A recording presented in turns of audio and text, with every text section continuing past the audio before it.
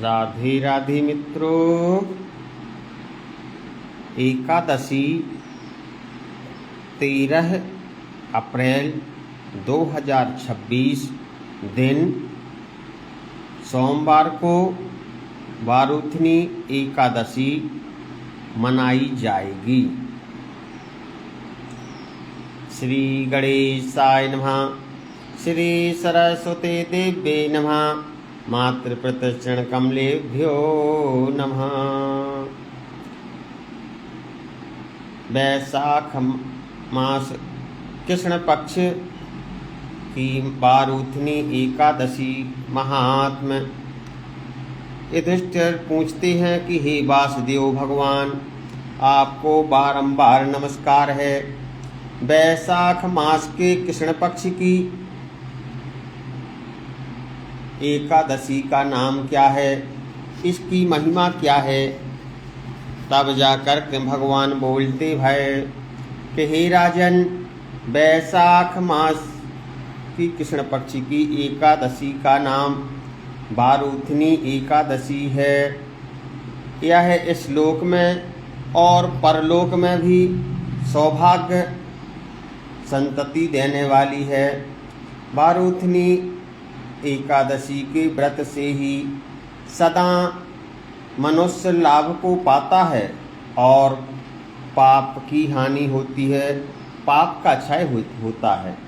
यह व्रत लोगों को भोग और मोक्ष देने वाली है, लोगों को भोग और मोक्ष प्रदान करने वाली है। वारुथनी एकादशी के प्रभाव से व्रत से मानधाता और धुंधमार आदि अनेक राजा स्वर्ग को प्राप्त हुए। राजा मानधाता जंगल में जा रहे थे। जाते जाते जंगल में पहुँचे तो उनको एक भालू ने पकड़ लिया, जिससे उन्होंने भगवान विष्णु जी का स्मरण किया। जैसे ही विष्णु जी का स्मरण किया तब जाकर के वह उस भालू के चंगुल से छूट जाती हैं और एकादशी का व्रत करती हैं, जिसके प्रभाव से उन्हें भी स्वर्ग की प्राप्ति होती है। जो मनुष्य 10,000 वर्षों तक तपस्या करता है, इसके बराबर ही वारुथनी एकादशी के व्रत का पुण्य मिलता है। हे नरश्रेष्ठ, घोड़े के दान अथवा हाथी के दान करने से श्रेष्ठ है भूमि का दान करना। भूमि दान से भी अधिक महत्व है तिल का दान करना। तिल के दान से बढ़कर है स्वर्ण दान करना, और स्वर्ण दान से बढ़कर है अन्न दान करना, क्योंकि देवता, पितर और मनुष्य अन्न से ही तृप्त हो जाते हैं। अन्न से ही देवता, पितर और मनुष्य की तृप्ति होती है। इसलिए एकादशी पर पितरों को प्रसन्न करने के लिए एकादशी और अमावस्या को अन्न का दान करें, तिल का दान करें, यज्ञ हवन करें, जिससे कि पितरों की शांति होती है।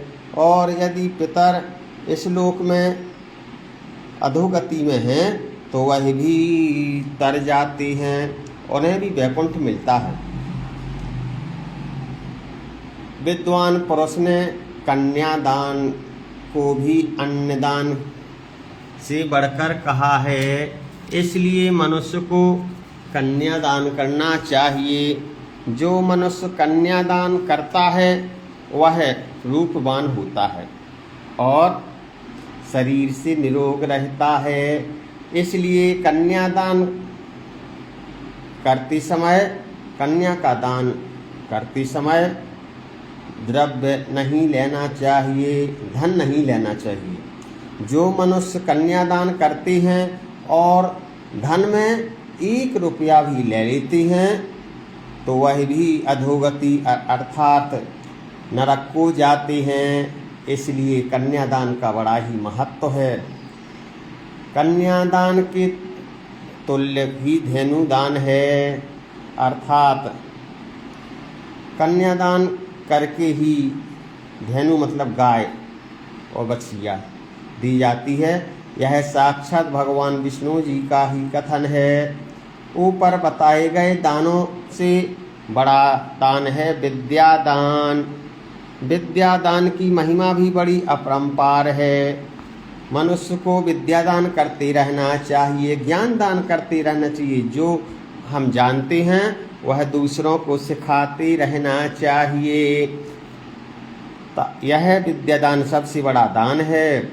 और अन्नदान से पेट की अगर तृप्ति होती है तो विद्यादान करने से, किसी को पैरों पर खड़ा करने से वह जिंदगी भर योग्य हो जाएगा और खुद वह अपने मेहनत का कमा करके खाने लगेगा।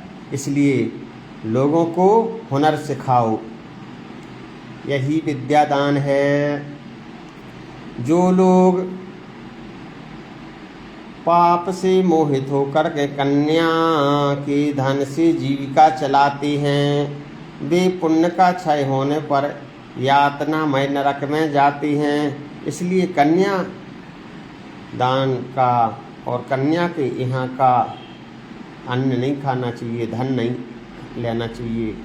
अतः सर्वथा प्रयत्न करके कन्या के धन से बचना चाहिए।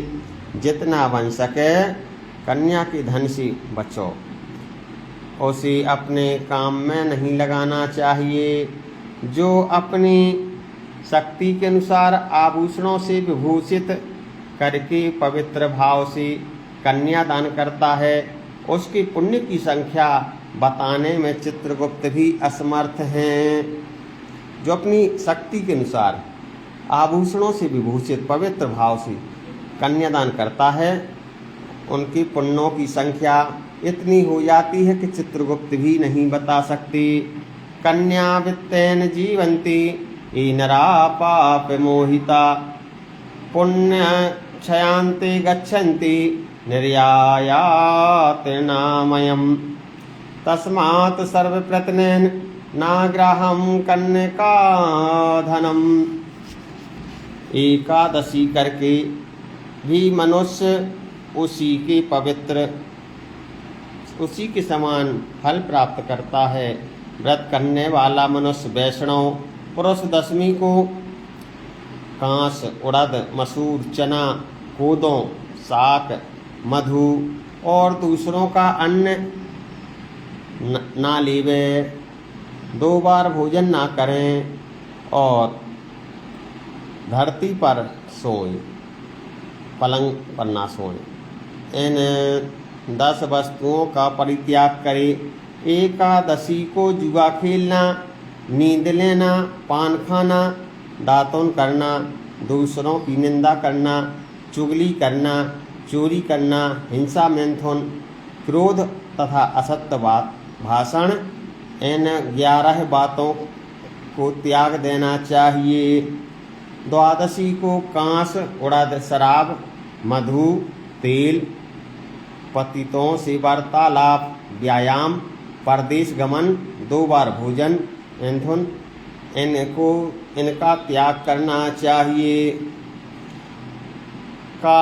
कांस्यां मासम मसूरस्य चड़कान को द्रवास्तता साकं मधुपरान्नं च पुनर्भोजन मैथुने। वैष्णो व्रत कर्ता च दशम्यां 10 वर्जेत हृत्क्रीडा च निद्रां च ताम्बूलं दन्तधावनं प्रापवादं पेशुन्ये स्तेयं हिंसां तथा रतिं क्रोधं चानरतवाक्यानि रोकादस्यां विवर्जित। अर्थात इनका त्याग कर देना चाहिए।